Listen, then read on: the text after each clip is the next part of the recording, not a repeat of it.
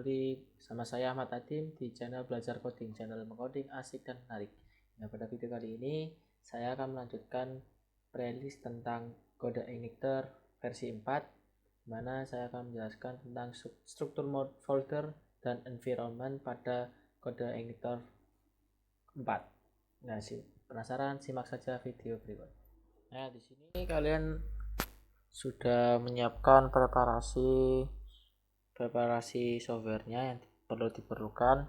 Pada video sebelumnya kita sudah mendownload semua aplikasi yang dibutuhkan, mulai dari Visual Studio Code hingga framework CI 4 melalui Composer.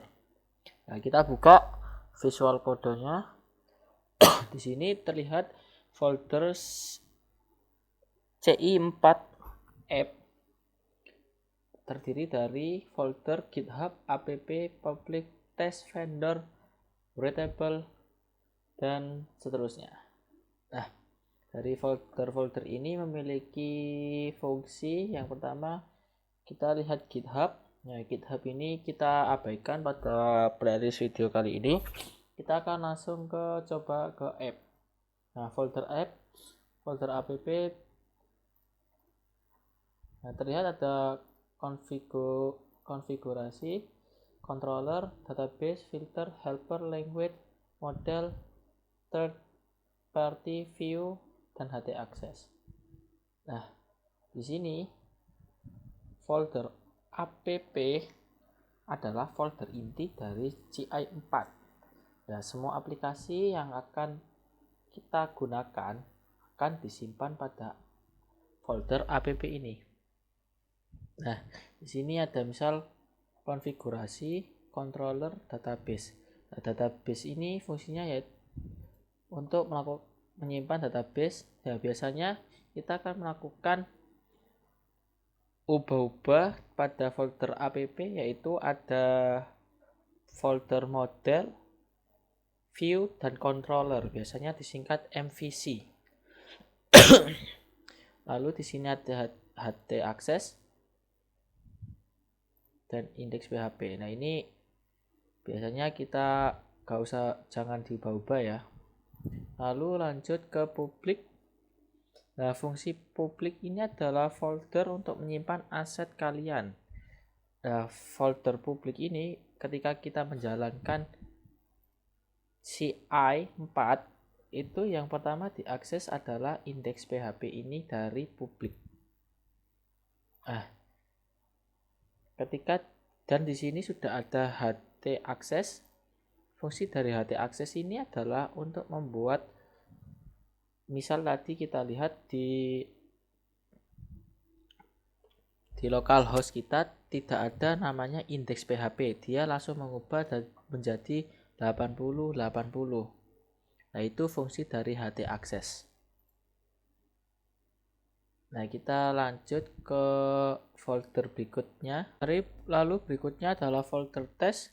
Folder test ini adalah fungsinya di mana aplikasi yang kita buat, kita jalankan untuk melakukan testing pada aplikasi tersebut. Makanya disebut folder test.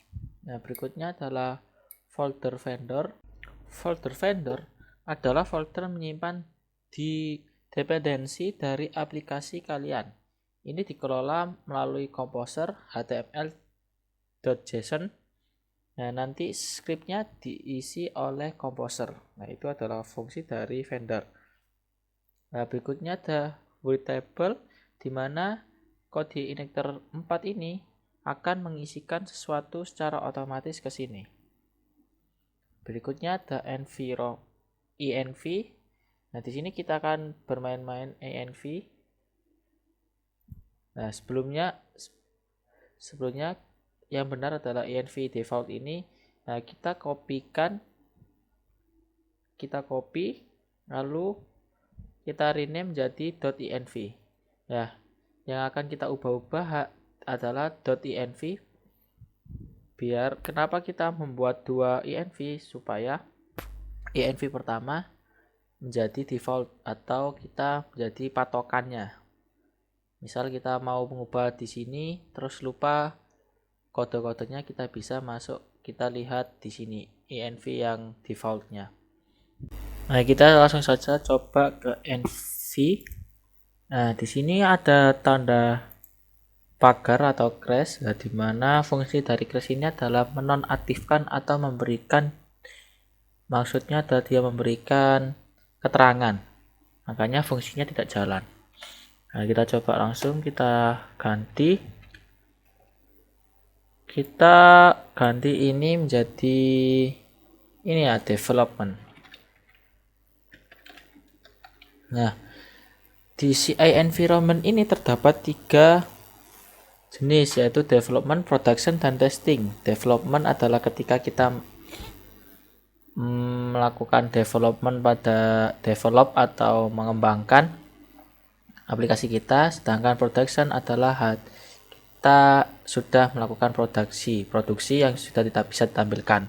Nah, development ini kita mengubah ke development agar semua error yang kita lakukan bisa terlihat. Sedangkan production, ketika kita melakukan coding, error yang tampil atau misal kita terjadi error, dia tidak akan tampil ke layar. Nah, itulah kita fungsinya menggunakan development. Kita coba save. Kita lihat di localhost. Kita refresh. Nah, di sini sudah terlihat development. Misal kita misal ubah ya. Nah, kita save. Kita lihat hasilnya adalah production. Nah, ketika kita tidak mengganti ini atau kita memberikan crash, maka fungsinya akan kembali ke HUD publik yang awal tadi. Makanya kalau kita mengubah ini, misal kita tadi ubah menjadi development, berarti fungsi dari environment ini sudah berjalan. Oleh sebab itu, hasilnya dia menjadi environmentnya adalah dev, berubah menjadi development. Nah, pastikan environment kalian adalah development. Kita lanjut lagi. Kita scroll ke atas. Oh, ini sudah ada app base URL. Nah, kita matikan keterangannya. Di sini ditulis base URL dari web kalian apa. Misal karena kita tadi menggunakan ini. Localhost ini, maka yang harus kalian lakukan adalah melakukan copy terhadap HTTP localhost. Ini adalah base URL kalian. Kalau kalian menggunakan hostinger atau web hosting kalian, maka kalian bisa menggunakan web hosting itu sebagai base URL kalian. Nah, kita klik di sini ya. Kita copy paste. Nah, kita save. Kita sudah. Ketika sudah melakukan ini, berarti base URL kalian adalah localhost 8080. Lalu kita lihat ke bawah. Nah, di sini ada database. Ini atasnya kita tidak akan ganti. Nah, di database rencananya kita akan mengubah daerah sini. Kita akan mengubah database yang kita miliki. Namun pada video kali ini kita belum menyentuh hal itu. Karena kita belum membuat suatu database kita. Nah, ini adalah file database, sedangkan di bawah adalah testing dari database itu. Nah, save ya. Karena tadi belum di save, ada peringatannya di sini. Lalu kita masuk ke app. Kita coba lihat app, klik config, klik ini.